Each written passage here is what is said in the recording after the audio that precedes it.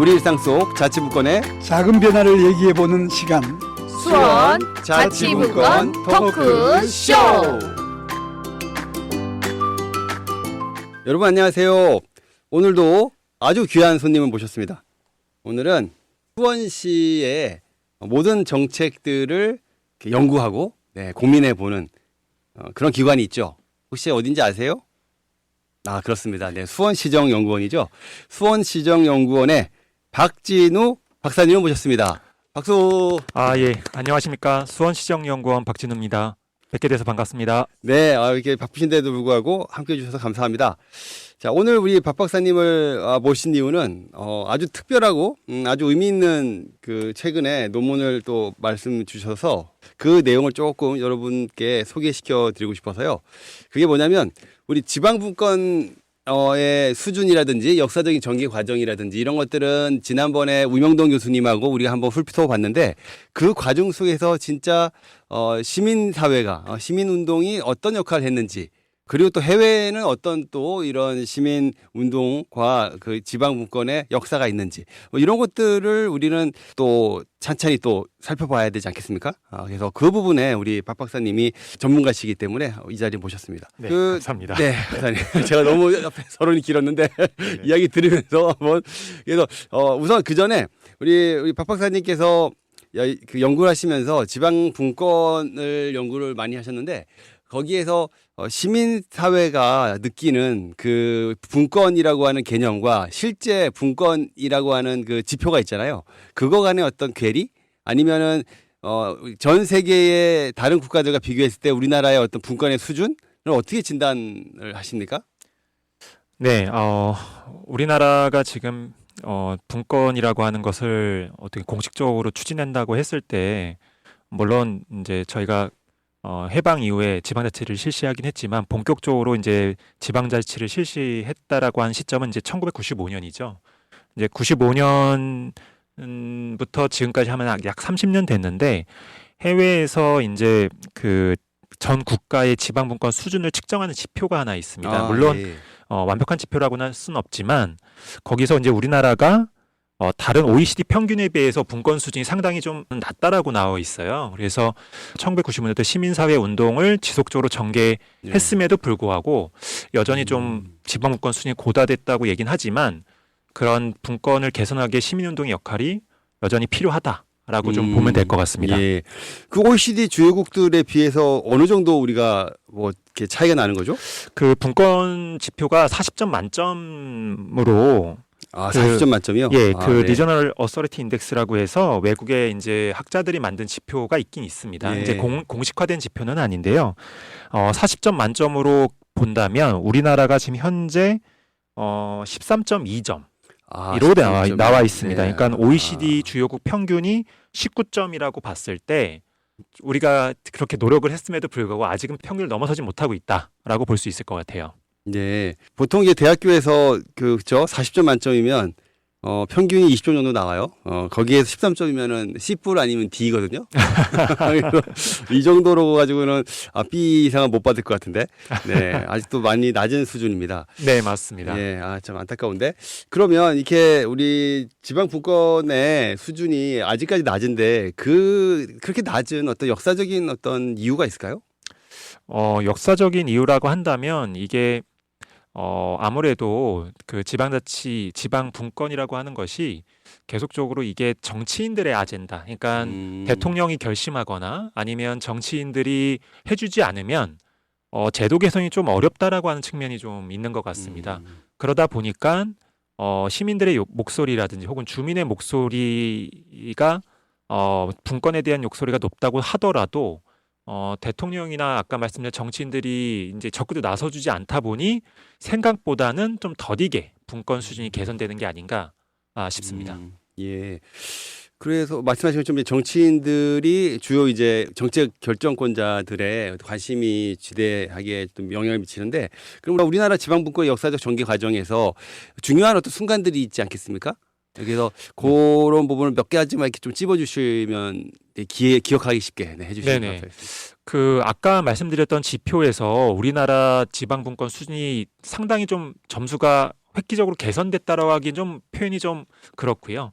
좀 많이 지방 분권 지수가 올라간 시점이 있습니다. 그때가 네. 언제냐면 노무현 대통령 시기예요. 참여정부 시절에 그때 2003년에서 2007년 맞습니다. 요때 재임하셨죠? 네. 2003년부터 2008년 2월까지 그러니까 만 5년 이제 재임하시고 퇴임하셨는데요.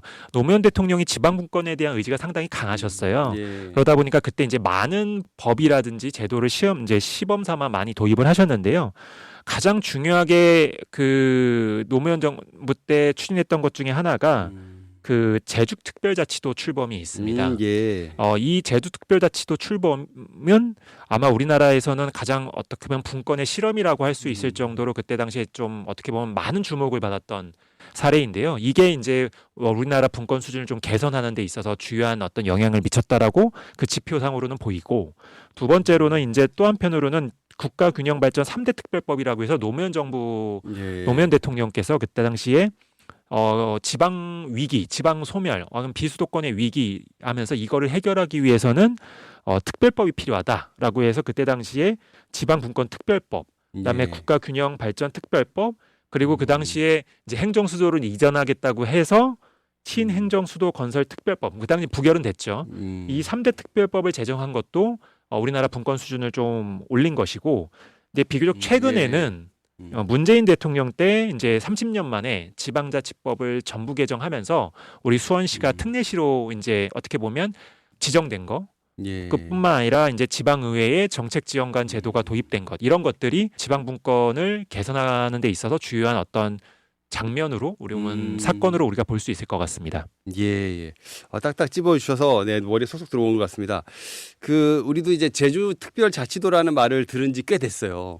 한 20년 가까이 된 것 같은데, 제주도 같은 경우에는 다른 광역자치단체가 가지지 못하는 여러 가지 이제 자율성이 있죠. 그래서 세입 쪽이라든지 지출 측면에서도 그렇고 여러 가지가 있는데, 그런 것들을 제주도라고 하는 특별한 어떤 공간에서 실험을 해보는, 그래서 진짜 이게 괜찮으면 전국적으로 확산할 수 있는 그런 어떤 테스트베드로서 역할을 했다라는 말씀 주셨고, 그리고 또 이제 지방자치법, 문재인 정부 시절에 지방자치법 개정으로 또 우리가 수원시가 그냥 수원시가 아니라 인구에 걸맞는 특례시가 됐다. 네, 맞습니다. 그렇게 또 정리해 볼 수 있겠습니다. 그래서 우리나라의 지방분권 역사는 꽤 해방 이후부터 쭉 이어지긴 했지만 그래도 부침이 있었고 그 중에서도 박 박사님이 말씀해 주신 것처럼 크게 이제 노무현 정부 그다음 문재인 정부에서 크게 신장됐다라고 정리를 하면 되겠습니다. 네, 그렇게 정리를 하고요.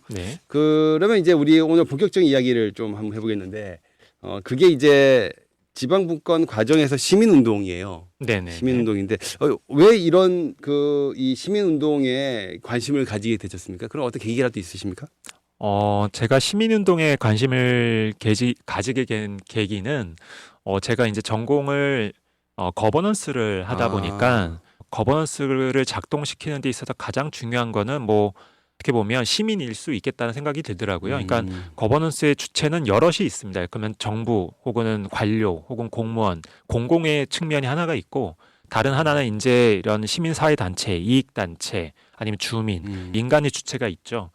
근데 실질적으로 거버넌스가 제대로 작동이 되려면 그 시민들이 충분한 역량을 가지고 참여해서 공공과 어떻게 보면 협의하고 토론하고 같이 문제를 풀어나가는 그런 것들이 상당히 중요하다라는 것을 이제 주요 연구들이나 제가 이제 학술 논문이나 보고서나 혹은 실제 실무자분들을 인터뷰하면서 많이 좀 느끼게 돼서 이런 시민운동이 중요하고 또 시민사회 역할이 중요하다라는 것을 가지고 이제 관심을 가지다 보니 이런 이제 어떻게 보면 간략한 발표 자료를 만들었다고 보시면 될 것 같아요.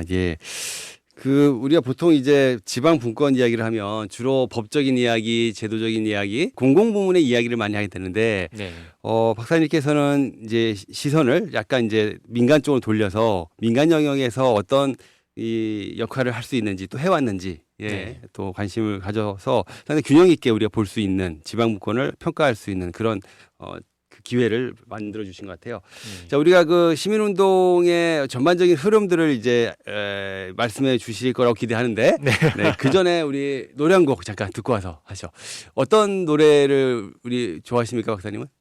저는 제가 조금 나이를 하나씩 먹고 들어가 보니까 옛날 노래를 자꾸 좋아하게 되더라고요.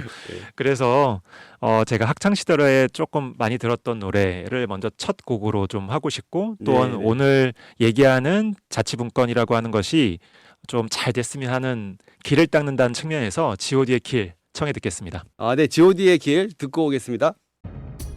네, 이제 다시 우리 시민운동 지방분권 과정에서 시민운동 이야기를 해보도록 하겠습니다. 자, 박사님 한번 네네. 쭉 역사적인 어떤 전반적인 흐름을 한번 설명해 주시면 감사하겠습니다. 네, 대한민국 시민운동이라고 하는 것이 뭐 해방 이후부터 그다음에 어떻게 보면 군사정부 때 민주화하면서도 시민운동이 있었고 하긴 하지만 이제 지방 분권 과정에서 시민운동에 대한 것들을 좀 정리를 해본다면 1995년 지방자치가 시작된 이후 본격적으로 시민운동이 있었던 시기는 2000년대 초반으로 좀 볼 수 있을 것 같아요. 예. 그 당시에 이제 김대중 대통령이 이제 김대중 정부 국민의 정부 때 시기죠. 그때 국민의 정부 시기 때 2000년대 이제 그 대선 때 대선 국면에서 지역 시민 사회 단체들이 지방자치에 대한 어떤 발전의 문제의식을 가지고 지방자치 선언이라는 것을 2000년에서 2001년에만 이제 예. 시작하게 됩니다. 지방자치 헌장. 예, 헌장 같은 네. 거를 이제 그때 선언하게 되고 네. 특히 이제 가장 주목할 부분이 2002년이에요. 예. 2002년 때 이제 대선이 있었지 않습니까? 예. 그 당시에 이제 노무현 월드컵도 있었습니다. 그쵸. 월드컵도 있었죠. 대선은 기억이 안 나는데 월드컵 기억납니다. 네. 그때 예, 저도 갑자기 그 말씀하시니까 제 대학교 1학년 때가 생각이 납니다. 그러세요? 그때 이제 대선 때 그때 시민사회 단체가 노무현 대통령 그 당시 이제 후보한테 지방분권 국민 협약을 제안을 합니다. 시민사회 단체들이 지방분권을 발전시키기 위해서 예. 대선 후보들에게 이제 지방분권에 대한 어떤 협약을 제안하는데 그 여러 후보 중에서 노무현 대통령이 그 협약을 받아주셔요. 다른 후보들은 그럼 관심이 없었어요? 제가 확인한 바로는 노무현 대통령만 이렇게 좀 예. 협약을 하고 하신 네. 걸로 제가 알고 있는데 네. 일단은 그렇습니다. 자료상으로는 그런데요. 네. 지방분권 국민협약. 네, 맞습니다. 그래서 그 협약을 체결하면서 어떻게 보면 아까 말했던 것처럼 참여정부 시기 때 지방분권이라고 하는 제도적 3대 뭐 지방분권, 지방 3대 특별법이라든지 예. 제도특별자치도라든지 이런 것들이 아마 요 계기로 그러니까 시민사회단체 요구로 인해서 예. 되지 않았나라는 것이 제 개인적인 판단이고 그래서 그 2003년에 지방살리기 3대 특별법 제정을 이제 시민사회단체가 요구를 하는 거죠. 예. 노무현 대통령 당선되고 나서 약속을 했으니 좀 지켜주십시오라고 예, 대통령께 예. 이제 요구를 하면서 이게 그러니까 탑다운이 아니라 어떻게 보면 밑에서부터 이제 올라간 그런 어떤 요청이고 그렇죠. 그걸 이제 대선 후보가 받아들이고 네, 당선된 다음에 구체화했다. 이렇게 그렇죠. 우리가 평가할 수 있겠네요. 그러니까 밑에서 여론을 어떻게 만드느냐가 대통령이라든지 주요 정치인들의 의사결정하는 데서 상당히 중요한 역할을 했다라고 보실 수 있을 것 같아요. 네. 그러다음에 이제 시민사회 운동이 2004년 혹은 2006년 그 사이에는 정책 감시나 혹은 견제 쪽을 얘기를 해요. 왜냐하면 네. 이 당시에 예컨대 지방의회 유급제라든지 예.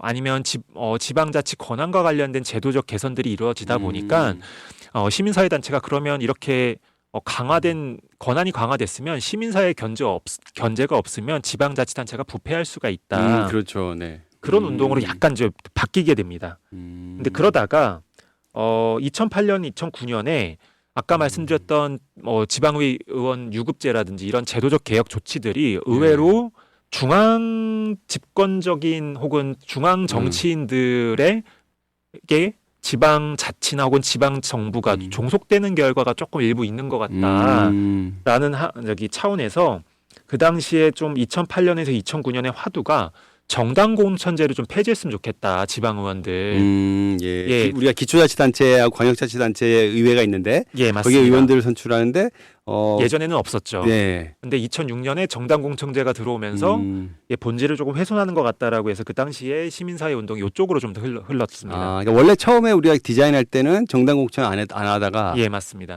2005년 6년인가요? 그때 들어왔죠. 기초까지 확대를 한 거죠. 기초까지 광역은 하고 확대를 있었는데 기초까지 확대를 한 상황이고 그 부분에 대한 뭔가 문제 제기를 그때 시민사회 운동을 했고 그렇죠. 네. 근데 이제 그 사이에 그 다음에 이제 여러 활동들을 하는데 2016년에는 예컨대 그 지금 대통령 이재명 대통령께서 성남시장일 때 예. 무상 복지 관련해서 이제 좀 이렇게 정책을 내세우셨을 때 이 네. 부분에 대해서 이제 그 당시에 중앙보건복지부가 이거 문제 있다라고 해서 이제 네. 통제하는 맞아요. 기억나요. 그래서 이제 이 당시에 네. 복지사무에 대해서는 지방자치의 고유 권한인데 이게 중앙정부가 개입하면 되냐라고 해서 그때 당시에 시민운동은 약간 좀 요 포커스 중앙정부에 대한 어떻게 보면 문제 제기가 좀 있었고요. 예. 좀 그러니까 조사해 저 보니까 성남시 이야기 잠깐 예, 예. 생각해 보면, 예. 그러니까 우리가 그때부터 2010년 이후에 우리 사회의 이 복지 사회, 그러니까 그 정부가 제공할 복지 서비스에 대한 수요가 이제 폭발적으로 이제 늘어나고 예, 그런 맞습니다. 필요성들도 이제 부각됐는데, 그러면서 중앙정부만 하던 중앙정부가 맡았다고 생각하는 그런 공공복지 서비스를 지방정부가 실제로 수행을 하는 상황인데, 네네. 그러면 지방정부는 지방자치단체는 그냥 중앙정부가 시키는 것만 해야 되냐? 맞습니다. 예. 아니면 그 지역 특성에 맞게 그 지역 주민들의 선호를 반영해서 뭐 새로운 것들을 하거나 아니면 줄이거나 이렇게 자율적으로 해야 되냐? 뭐 여기 두 가지 어떤 철학이나 아니면 이 실행 과정에서의 어떤 그 의견 차이, 그게 극명하게 드러났던 게 성남시의 맞습니다. 예, 복지 사무 관련된 논쟁이었죠. 예, 그 당시에 네. 2016년에 그래서 이걸로 이제 시민 운동이 엄청 네. 세게 좀 일어났던 시기라고 좀 봐주시면 좋을 것 같아요. 네. 이게 지금 한 15년 정도, 2000년대 21세기 들어서 한 15년 정도 지나면서 진짜 이 그 시민사회에서 끊임없이 큰 흐름들을 이렇게 만들어 왔다는 게 네, 지금 네. 박 박사님이 줄기를 잡아주신 거 보니까 그게 확 느껴지네요. 네, 네. 그래서 저 이제 도도한 어떤 물결이 이렇게 흐르고 있었다라는 예, 게 느껴집니다. 네, 그리고 또 그 다음에 이제 지금까지 이제 2017년에 이제 그 화두는 이 당시에도 대선이 있었습니다. 대선이 그러네요. 있었는데요. 그때 박근혜 대통령 탄핵으로 인해서 조기 대선이 좀 아, 열렸는데요. 네. 이때의 시민운동의 화두는 헌법 개정이었습니다. 그러니까 87 체제, 소위 말해 민주화 이후에 헌법이 개정된 6공화국 시기의 헌법으로 현재의 지방자치나 혹은 국가 운영 시스템이 좀 문제가 있으니 예. 좀 바꿔야 된다라는 이제 바꿔야 된다라는 어떤 그 당시에 시민사회 운동의 초점은 헌법 개정에 이렇게 초점이 맞춰져 있다 보니까 이때의 화두는 어떻게 헌법을 개정해서 특히 그 헌법 개정 시기에 지방자치와 관련된 사항을 어떻게 더 명문화시킬 것인지에 대한 이슈가 이 당시에 조금 화두였던 시기였고 예. 그 다음에 이제 2019년으로 근데 넘어가면 이때 헌법 개정은 주로 어떤 부분에 어떤 조항 같은 거 아니면 추가한다거나 아니면 지금 현재 네네. 있는 조항을 바꾼다거나 구체적으로 어떤 그런 안이 나온 적이 있나요? 아니면 그 당시에 논의됐던 것 중에 하나는 일단 어떻게 보면 이 단어가 중요하긴 한데 현재 지방자치단체라고 되어 네, 있지 그렇죠. 않습니까? 네네. 그런데 이제 외국의 사례를 보면 지방 정부라는 표현을 많이 그렇죠. 쓰거든요. 네. 로컬 가버먼트라고 그러고 예, 로컬- 리지널 가버먼트라고 예, 그러고 맞습니다. 그러니까 가버먼트로 쓰죠 다. 네. 맞습니다. 그러니까 저희도 지방자치단체라는 것을 한글로 하지만 영어로 번역할 때는 로컬 거버먼트라고 맞습니다. 번역하다 네. 보니까 이 영어적 번역과 한글 사용 간에 어떻게 보면 괴리가 있는 거죠. 그래서 그런 부분 때문에 그 명칭을 좀 바꿔달라, 이거를 바꿔야 되는 게 가장 급선무라고 좀 그때 당시에 시민운동 할 때 맞아요. 그 얘기가 네. 나왔던 것 같고 음. 두 번째로는 전문에 네. 이제 지방자치에 대한 그 어떻게 보면 지방자치 실시하는 거에 대한 네. 그런 것들을 전문에 조금 명시를 하는 더 명확하게 전문에 지방 분권을 지향한다라고 우리나라는 지방 분권을 지향하는 국가다라는 것을 전문에 좀 삽입하는 게 어떤지에 대한 논쟁이 좀 있었습니다. 그러니까 그런 지방 분권 지향과 관련된 삽입은 프랑스 지방 분권 헌법을 좀 차용해서 네. 이제 전문에 넣게 되면 그 정신에 입각해서 이제 지방자치라는 네네. 것을 이제 영속적으로 할 수 있다. 예. 그 두 가지가 가장 큰 어떻게 보면 핵심이었다고 보시면 될 것 같아요. 그 우리가 헌법 전문하면 떠오르는 게 이제 3.1운동 정신을 계승해서부터 예, 나오잖아요. 그거와 비슷한 어떤 이 수준에서 지방 분권 정신도 우리가 구현을 하자. 뭐 이런 취지로 전문에 그걸 넣자는 운동이었네요. 상당히 이게 뜻있는 거고 또 우리가 앞으로 이제 헌법 개정 운동 할 때도 참고할 만한 그런 내용인 것 같습니다. 네. 네.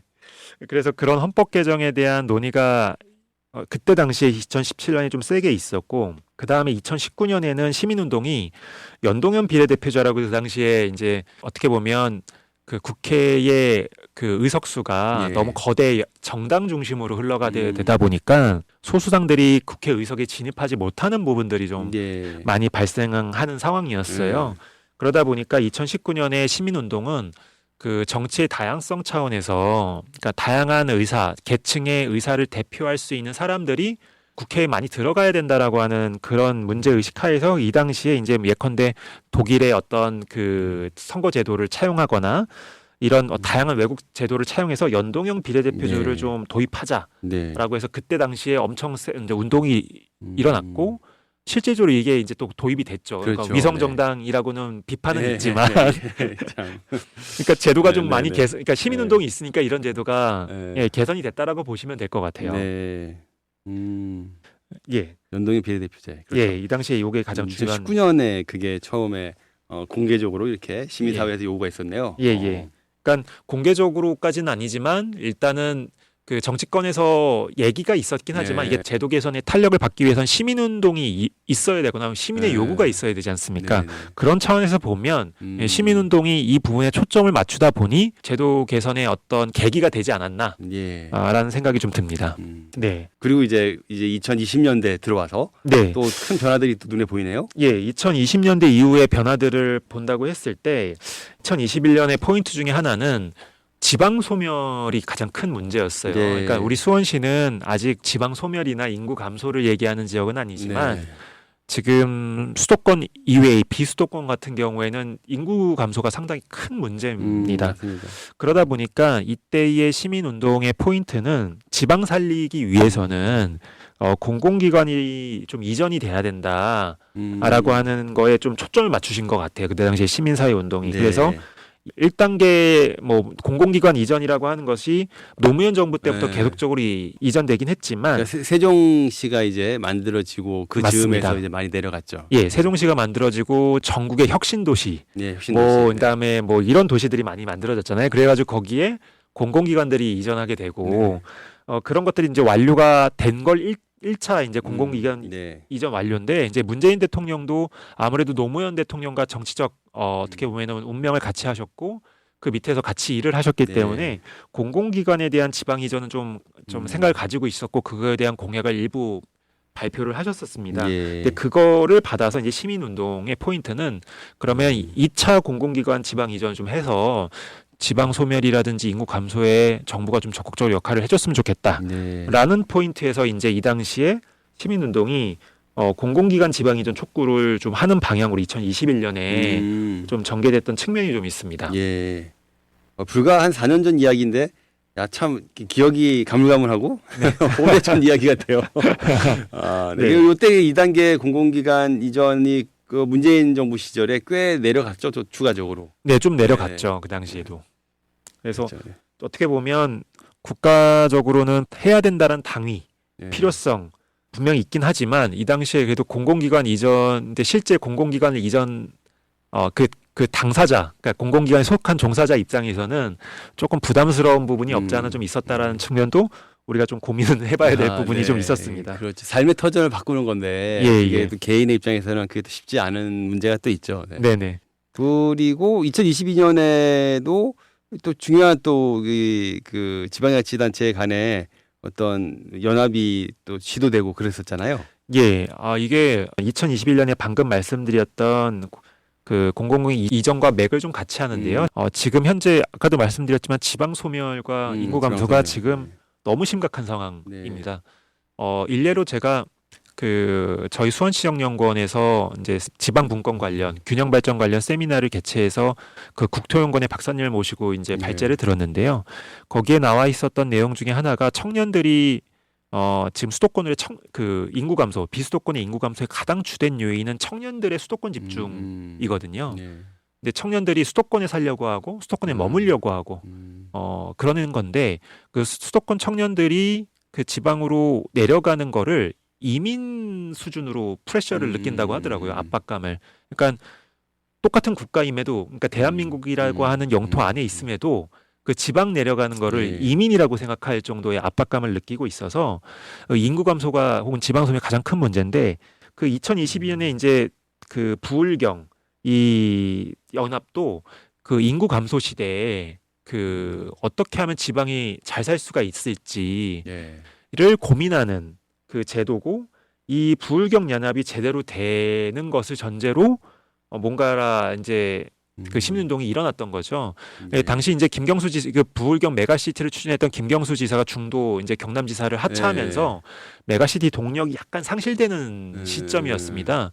그러니까 세 분의 부산, 울산, 경남 자치단체장이 이제 당적이 민주당 쪽으로 일치하시니까 의기투합해서 좀 잘 돼가다가 갑자기 이제 한 분이 이제 중도에 낙마하시고 또 그러다 보니까 이게 잘 실현이 안 되는 거예요. 그래서 이때 당시에 시민운동은 이 어떻게 보면 지방 생존을 위해서는 이 메가시티 부울경 연합이 예. 잘 돼야 된다라는 측면에서 이때 이제 시민운동이 이런 그 메가시티 연합에 대한 혹은 지방 생존과 관련된 이슈에 계속적으로 좀 집중하는 모양새를 예. 보였다고 보시면 될 것 같아요. 예, 그렇군요.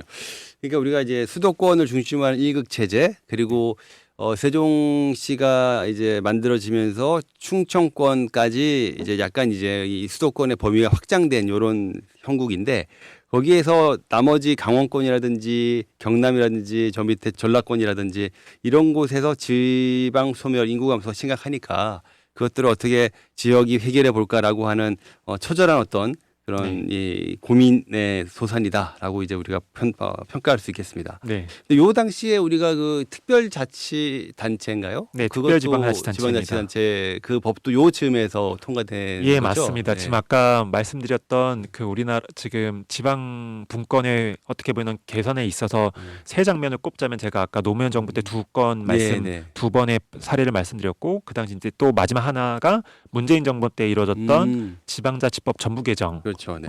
이지 않았습니까? 그때 요 특별지방자치단체라는 네. 제도가 그 지방자치법 전부 개정 당시에 이제 구체적인 조항으로 들어오게 된 거죠. 예. 그러니까 우리가 지금 알고 있는 지방자치단체라고 하는 모습, 광역이 있고 기초 있고 우리 수원으로 치면 경기도가 광역이고 맞습니다. 수원이 기초인데 이런 모양이 이제 그 지역에 맞게끔 다양하게 이제 변주를 할 수 있게끔 이제 제도적으로는 그게 가능하게끔 만들어 준 거고 그 특별자치단체 같은 경우는 여러 가지 자치단체들이 서로 연합을 할 수도 있고 그다음 새로 또 구획을 만들어서 새로 또 만들 수도 있고 뭐 이런 식의 어떤 자율성을 행정체계의 자율성을 많이 이렇게 허용한 그런 제도 개선이라고 보면 되는 건가요? 그렇죠. 그러니까 지금 교통과 통신이 발달하고 네. 또한 어떻게 보면은 다양한 정책 문제들이 그 행정구역, 관할권을 넘나드는 네. 경우가 상당히 많지 않습니까?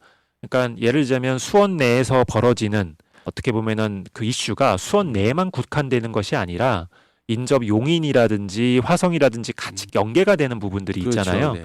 근데 그런 문제들을 해결하려면 기존의 어떤 기초 전통적인 행정 체계로는 한계가 있으니 이 특별지방자치단체를 활용하게 될 경우에 그 문제를 좀 효과적으로 해결할 수 있다라는 것이 이 제도의 취지라고 보시면 될 것 같아요. 예. 자, 그러면 이제 올해 2025년. 네, 올해도 큰 또 이제 운동들이 있었고 또 그걸 또 반영해서 수원시에서도 좀 여러 가지 이 행사를 하고 또 토론회도 했던 기억이 나는데요. 네. 올해는 어떤 또 운동들이 있었을까요? 예, 2025년에 가장 큰 화두라고 하면 네.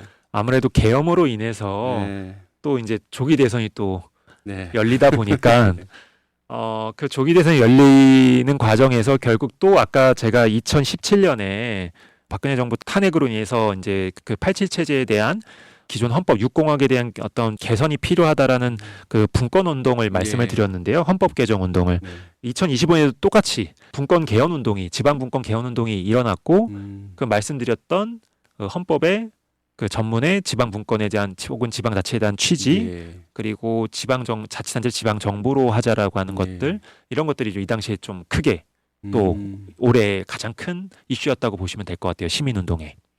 예, 그렇습니다. 올해 그래서 우리 자치분권 협의회에서도 올해 초에 이 관련해서 개헌 관련해서 또 토론회도 가졌고 또 시민들의 의견도 들어보고 했던 기억이 납니다.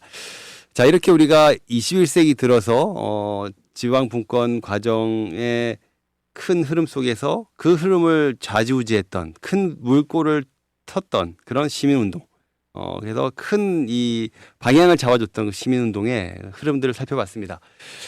그러면 제가 뭐 박사님한테 드릴 건 없고요. 네네. 신청곡 하나 더 들려드릴게요. 네. 뭐 들으실래요? 네, 제가 나이 조금 이렇게 한 해 한 해 지나갈수록 옛날 노래가 계속 좋아져서 계속 그 첫 신청곡도 G.O.D 노래를 했는데 이 두 번째 노래는 제가 요즘 자주 유튜브 음악에서 자주 듣는 신해철 네. 가수의 저도 좋아합니다. 네, Here I Stand For You. 그러니까 자치분권이 거대한 버팀목이 되겠다는 의미에서 청합니다. 예. 네. 너무 잘 고르신 거 아니에요? 뭐 며칠 고민하신 거 아니죠? 아닙니다. 예, 평소에 좋아하시는 노래 듣고 오겠습니다. 영원히. 네, Here I Stand For You 듣고 왔습니다. 자, 그러면 이제 우리가 이 시계열적으로 2021세기 들어서 시민운동의 전반적인 흐름을 살펴봤는데, 요거를 이제 조금 구분을 좀 지어서요. 그러니까 우리가 이게 김대중 정부부터 해서 노무현, 이명박, 박근혜, 문재인, 윤석열까지 쭉 정부마다 약간의 특징들이 있지 않겠습니까? 그거를 한번 또 정리를 해주시면 아까 우리가 봤던 시계열적으로 봤던 거와 같이 맞물리면서 정리가 되면서 기억에도 많이 남을 것 같아요. 반복이 확실히 중요하잖아요. 네, 그래서 네. 이렇게도 보고 저렇게도 보고 네, 그렇게 한번 해보도록 하겠습니다. 네, 복습과 반복은 상당히 학습 성과를 높이는 데서 중요한 거기 때문에 당연히 네. 좀 어떻게 보면 해야 되는 부분이라서 네. 아까 제가 말씀드렸던 거는 그냥 주요한 사건들을 좀 말씀드렸던 거예요. 네. 그러니까 뭐 예컨대 뭐 헌법 개정 운동이라든지 연동형 비례대표 대우입 운동이라든지 이런 건 하나의 장면이라고 네. 봐주시면 좋을 것 같은데요. 이런 어떤 운동의 기조하에 정부별로 민주화 이후 정부별로 어떤 노력을 했는지를 보는 것도 그 시민운동을 이해하는 데서 중요한 부분이라고 봐주시면 될 것 같고. 예. 그러니까 시민운동을 통해서 분출된 여러 가지 이 요구들이 각각 정부가 어떤 식으로 받아들이고 어떤 식으로 실현시켰는지 네네. 를 같이 본다는 말씀이신 그렇죠. 거죠. 그러니까 네. 정부가 지방자치를 대하는 기조가 있지 않습니까? 그 기조에 맞게 또 시민사회 운동도 어떻게 보면은 전략을 가지고 행동하는 것이기 때문에 서로 영향을 미치는 거네요. 그쵸, 그러니까. 예. 피드백을 주고 또 거기에 대해 반응을 하고 또 거기에 맞춰서 바꿔주고 이런 식으로. 예, 맞습니다. 네. 그러니까 상호작용한다고 보시면 네, 될 것 네. 같습니다. 그래서 네. 정부가 어떤 식으로 좀 했고 그 관점에서 시민운동의 특질을 보는 것도 의미가 있고요. 네. 그런 측면에서 보면 여기 이제 제가 김영삼 정부는 지방자치를 중도에 좀 했습니다. 그러니까 95년에 그랬죠. 실시를 하다 보니까 이 당시는 좀 시민운동이라든지 김영삼 정부의 지방자치의 어떤 입장이라든지 이런 것들이 좀 명확하지는 않았던 것 같아요. 네, 21세기부터 봐도 괜찮습니다. 예, 그래서 김대중 정부를 좀 기조로 조금 네. 보면 이 당시에 그 시민사회 운동의 포인트는 이제 지방자치가 시행이 되고 난 다음에 95년에 시행이 되고 예. 그 다음에 95년이 시행이 돼서 95년에 이제 자치단체장을 이제 선출했죠. 거죠. 민선자치단체장을 네, 선출했고 근데 3년밖에 안 했습니다. 네. 그때 당시에 지방자치 도입이 조금 늦어져서 민선자치 선출이 좀 약간 네. 늦어져가지고 민선 1기는 3년만 임기가, 하셨어요. 네. 그래서 98년에 민선 2기 선거가 아마 선거를 했고 그런 다음에 그 김대중 정부도 그때 98년에 97년인가요? 그때 IMF 터지고 나서 그렇죠. 집권을 했는데 그래서 그때 김대중 정부나 시민사회 관심은 이제 민선 2기까지 한번 해봤는데 이 지방자치라고 하는 것을 어떻게 좀 잘 뿌리 내릴 수 있게 할 것인가라고 하는 관점에서 그래서 그때 당시에 지방 시민 운동의 어떤 관점은 지방자치 확립에 좀 있었다고 보시면 될 것 같아요. 김대중 그렇죠. 정부 시기 네네. 때. 그리고 동시에 그 지방의회라고 하는 것이 이제 어떻게 보면 되게 중요한 그 플레이어로 행위자로 등장하지 않습니까? 지방자치에서. 그래서 지방의회에 대한 어떤 견제와 감시 이것도 그때 당시에 시민운동이 좀 포커스를 맞췄던 부분이고 또 한편으로는 이게 어떻게 보면 참 중요한 부분인데 지방선거라고 하는 것을 좀 시민들이 잘 알 수 있게 그러니까 지방선거 내 지역의 일꾼을 뽑는 거에 대해서 시민들이 적극적으로 참여할 수 있게 하는 그 그 선거 캠페인과 관련된 것들도 이 당시에 시민사회가 조금 초점을 가지고 예, 이렇게 행동했던 부분이라고 봐주시면 될 것 같아요. 그렇죠. 그러니까 우리가 95년에 이제 민선 지방자치단체장을 민선으로 선출하게 되고 그런 것들이 98년에 2기가 들어오면서 또 네. 이제 체계를 좀 잡을 필요가 있고 그래서 김대중 정부에서 시민운동은 지방자치를 확립하고 선거 문화를 정착시키고 의회를 감시하고 네. 이런 식의 노력들을 했다. 예, 그렇죠. 라고 평가할 수 있겠습니다. 예. 그런 다음 이제 노무현 정부 시기 때 같은 경우에는 아까도 말씀드리긴 했지만 그 당시 노무현 대통령이 대선 후보 시절에 지방분권 협약을 시민사회 단체와 네, 체결하기도 그렇죠. 하고 했는데요. 이때 당시에 이제 지방분권과 관련된 시민사회 단체가 조직화되는 시기라고 좀 봐주시면 좋을 것 같아요. 그래서 지방분권 국민운동본부라든지 예. 어떻게 보면 지방자치 발전을 위한 전국적 아젠다에 대응하기 위해서 좀 규모가 큰 사이즈의 이제 시민사회 단체 운동이 일어나게 되는 거죠. 그래서 이때의 포인트는 시민사회가 지방분권의 핵심 의제를 먼저 선제적으로 제시하는 시기라고 봐주시면 될 것 같아요. 그러니까 예. 아까 김대중 정부 때는 그냥 지방자치 확립이라든지 지방의회 견제라든지 어떻게 보면 지방자치론에서 딱딱하게 얘기하는 그 교과서적인 그 얘기에 어떻게 보면 집중을 했다면 이 당시에 시민사회 운동은 시민사회가 대한민국을 혹은 지방자치 발전을 위해서 과연 어떤 역할을 할 수 있고 어떤 주제 화두를 던져야 되는지에 대해서 그런 것들을 좀 어떻게 보면 적극적으로 제시했고 그래서 노무현 정부 때 또 특징 중에 하나는 이 당시에 시민사회가 정부와 좀 협력적 관계를 상당히 많이 맺었습니다. 그래서 그 당시에 주요 정부위원회라든 이런 것들은 이런 어떤 정부위원회에 시민사회 관계자들이 어떻게 보면 참여를 일부 한다거나 또는 정부와 협력해서 어떤 문제를 어떻게 보면 해결한다거나 반면에 또 견제할 건 좀 견제한다거나 이런 어떤 특징들이 노무현 정부 때 좀 두드러지게 나타났던 부분이라고 봐주시면 될 것 같아요. 네. 그러니까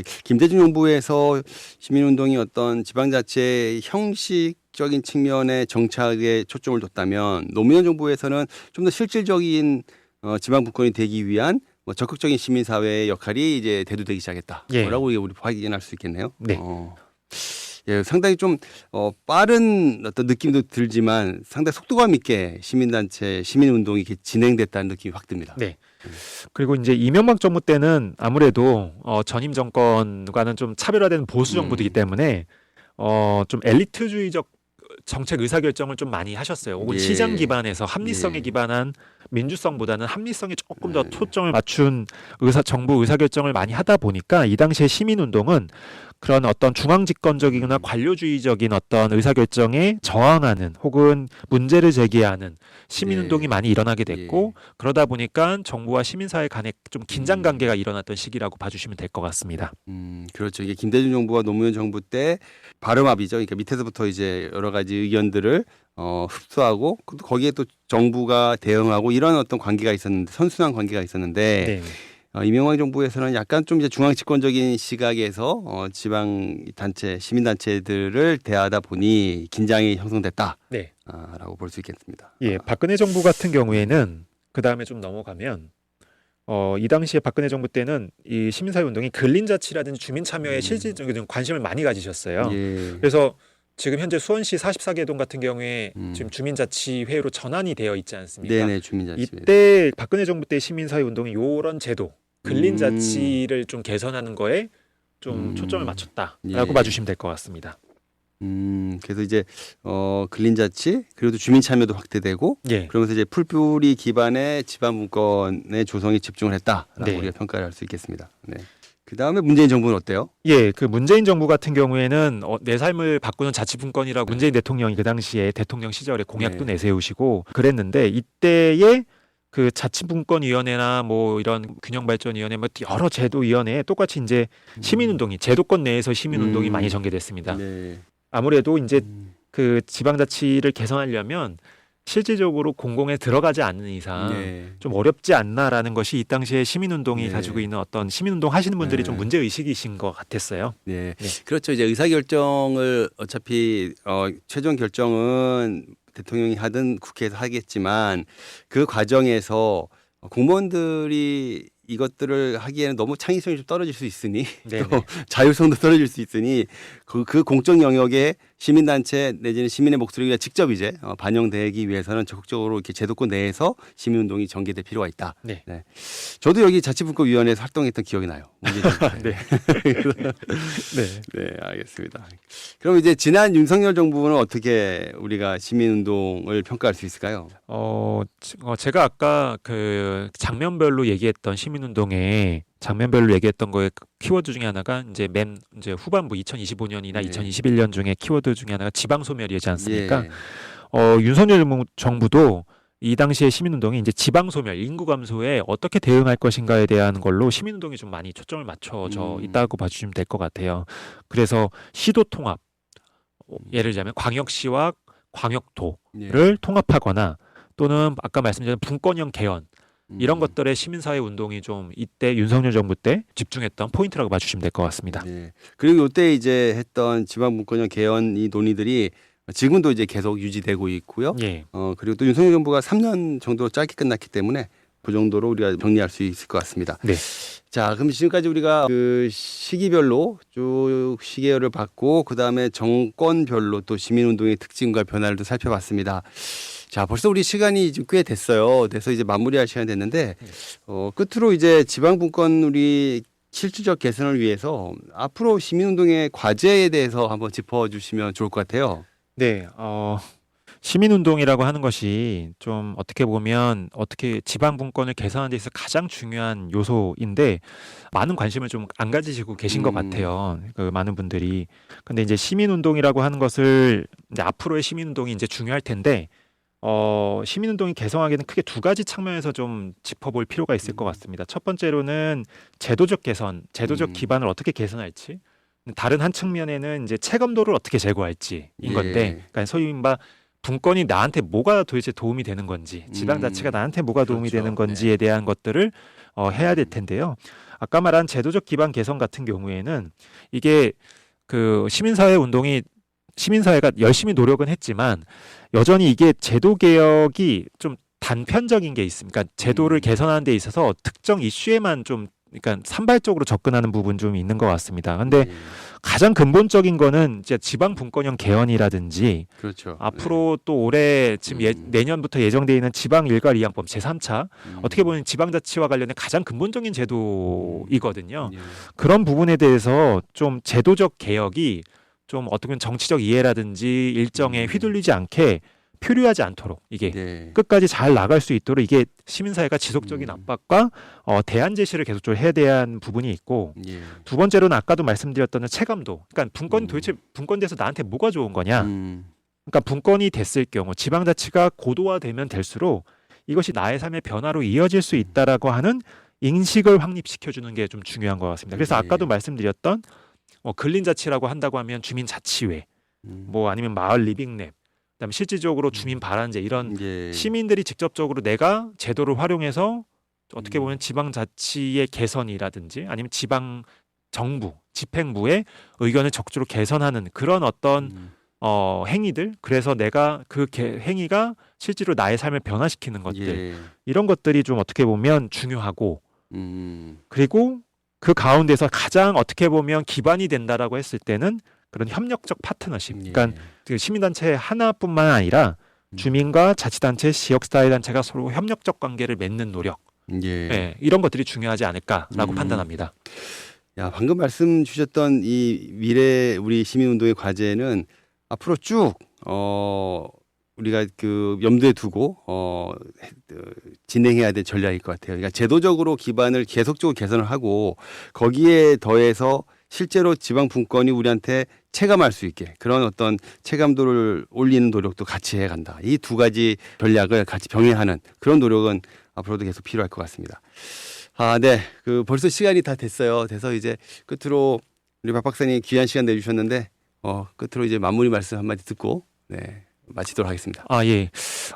이렇게 귀한 자리에 초대해 주셔서 정말 감사드리고 이 지방 분권과 관련된 그다음에 시민운동과 관련된 것들을 해달라고 부탁을 해주셔서 저도 이 자료를 준비하고 이렇게 검색하면서 좀 많은 공부가 좀 됐습니다. 앞으로 수원이 이제 시민이 주인인 도시지 않습니까? 예. 그런 측면에서 이런 시민 플러스 시민사회 단체들이 적극적으로 활동해서 진정한 시민의 도시가 될 수 있도록 저도 수원시정연구원에 열심히 응원하고 연구하도록 하겠습니다. 네, 감사합니다. 박사님 이렇게 바쁘신데도 불구하고 함께 해주셔서 너무 감사하고요. 뭐 끝으로 또 제가 드릴 건 없어요. 여전히 없습니다. 이게 노래 한 곡 마지막으로 청해 듣고 마치도록 하겠습니다. 네, 제가 뭐 봤을 때 이런 노력들이 열심히 이루어지면 아무래도 지방자치의 미래가 네. 되게 좋아질 것 같다라는 의미에서 뭔가 좋은 노래가 나올 것 같아요. 예, 그래서 좋은 날이 올 것 같다라는 차원에서 아. 아이유의 좋은 날로 마지막 노래를 청하도록 하겠습니다. 네, 감사합니다. 네. 다시 한번 감사드리고요. 네, 그럼 우리 아이유의 좋은 날 들으면서 오늘 순서를 모두 마치도록 하겠습니다. 지금까지 청취해 주신 여러분 감사합니다.